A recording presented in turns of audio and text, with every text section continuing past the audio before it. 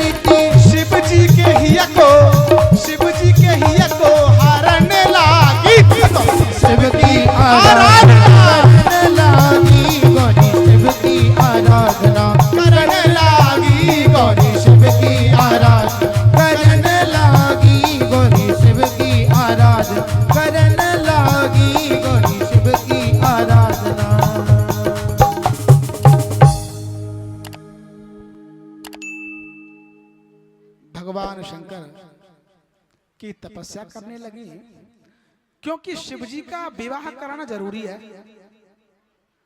अगर विवाह नहीं होगा तो तारकासुर नामक राक्षस का वध नहीं होगा। एक राक्षस है तारकासुर, उसने वरदान मांगा कि अगर मेरी मृत्यु हो तो भगवान शंकर के पुत्र से हो।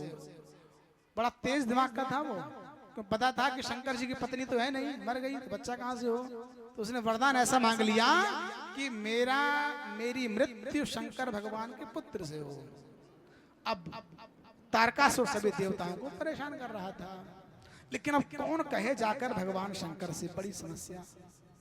जो कहे जाकर के कि आप विवाह कर लो, तो बोला कि राम जी कहेंगे तो मान जाएंगे। तो राम जी को भेजा गया कि अब बिनती मम सुनहु शिव, जो मो पर निज ने हो, जाए विवाह हूँ शैल जही, यह मोहि मांगहि दे। भगवान शंकर ने कहा कि ठीक है, लेकिन जिसका मैंने परित्याग कर दिया उसको मैं कैसे ग्रहण कर सकता हूं। तो राम जी ने कहा कि आपने कैसे परित्याग किया।